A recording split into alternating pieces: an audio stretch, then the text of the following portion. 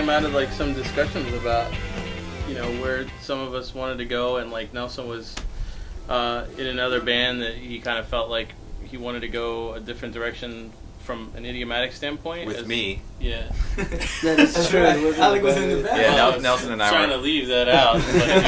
No. You want to bring up bullshit. Well, I'm here now, so obviously... It's Nelson hated the hell out of Alec. Yeah. No, I mean, we were kind of talking about you know, Spanish language music and kind of the positives and negatives, you know, the things we liked and the things we didn't, and sort of talking about, at least from mine and Nelson's conversations, and then subsequent mine and Alex's conversations, just growing up here in Texas, you know, speaking Spanish, having that be a good part of your culture, but also saying, you know, we grew up listening to certain styles of music, but then we also had this very American experience that sort of informed what our sort of listening palette was, and I think that was what really, like, we all kind of got together, and, you know, one of the first times I hung out with Alex, it was like, oh, you listen to Maxwell? That's rad, man. I love Maxwell. You know, I mean, it was something way off base that I don't think anybody would ever sort of think, you know, is in, you know, sort of the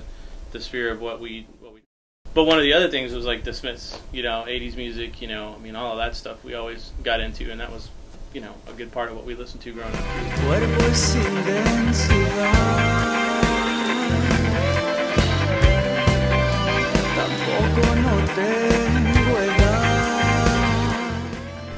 It's just like anything else when you try to market music, right? You create categories that usually are really obviously limiting, but it's just, you know, they're rather useless in terms of an exercise of thinking about what music ought to be, right? And I don't think we've ever said we're a rock en español band, although we like some bands that you would call rock en español. But even some of the ones we like, I think, go far beyond in that category, right? Like, sure. They're not just rock that happens to be in Spanish. They do a lot of other things. I mean, and when we're talking about conceptually, what does that mean? Well, I think to us, like, we're very conscious of the fact that that's the only thing that it means. And if you try and recreate that in a sense, right, in terms of what you're doing and the context you're doing, well, you're limiting yourself, but two, it didn't seem to work for us because we never thought that we were that, or even a Latin band or anything like that. I think it just happened to be cats who created music that, you know, looking at us in the States, that happens to be in Spanish, you know, and that's a big part of it, right? But it's like, you know, it's a lot more than rock en español, whatever that is.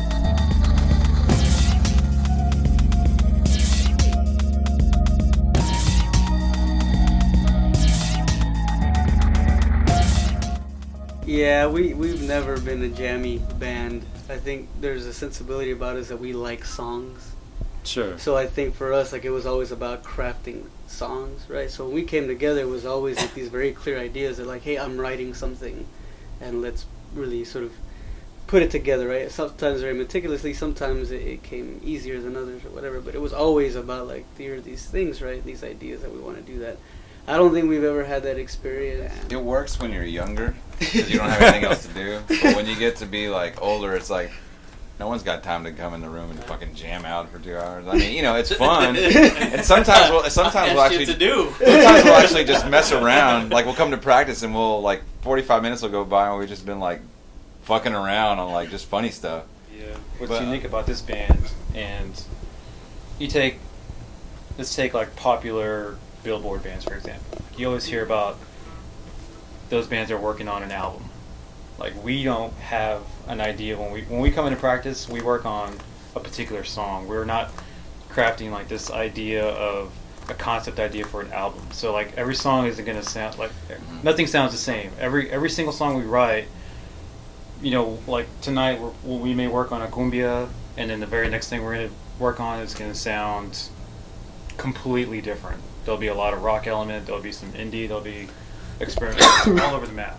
And I think it's what I like. We work on songs one at a time. We don't work on albums or ideas or trying to package this dance, you know, album or anything like that. That's one thing I really love about playing this band. It's like I get to like jam on all different kinds of stuff. It's like cool. Like, yeah, playing. What kind of music you guys play? Oh man, I don't know. Just come to the show. It's like you'll be dancing and, you know, cumbia stuff, and then you might cry later. You might cry later. Man. We'll give you a hug. And the song content doesn't necessarily have to go with like the type of song it is. Like sometimes you'll catch yourself dancing to a disco tune or like a cumbia, and if you go back and you listen to the album, you start breaking down the lyrics. You're like, whoa, I was just dancing to a song about drug addiction or love loss, or these guys are really angry about something going on politically, but yet I'm dancing. So that's part of the no boundary rule we have with songwriting too. La cumbia del labrador se la pasa trabajando. First of all, the Beto doesn't exist. Like, it's not some person in the band. I was on a plane. There's turbulence, and I was listening to music on the plane. And one of my Very scared. I was incredible. I don't like flying. It was actually pretty bad turbulence. I've never been in a flight like that since. Alex, you can almost say, "I die for this shit." I died. Right. Yes. And I was listening to music, and I was writing.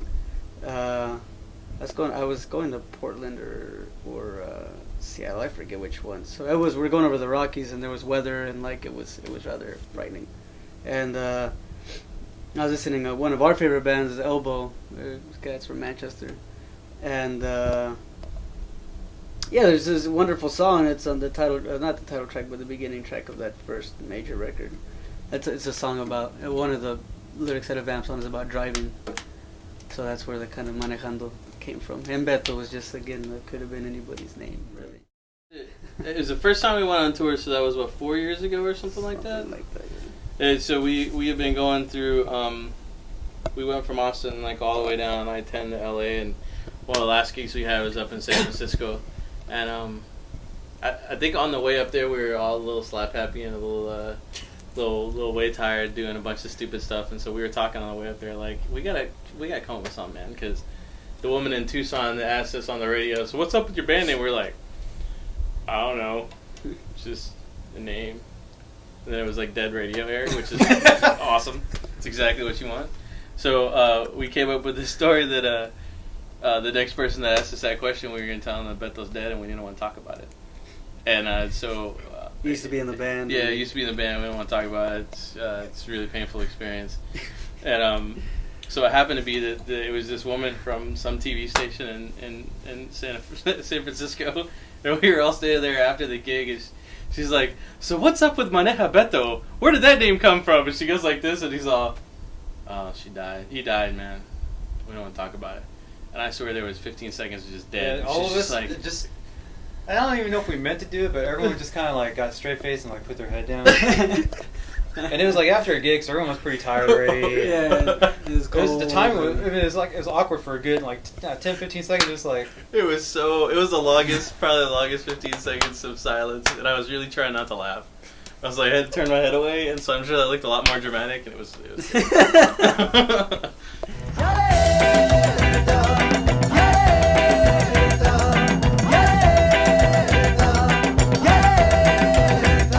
The reason why is a rather simple answer.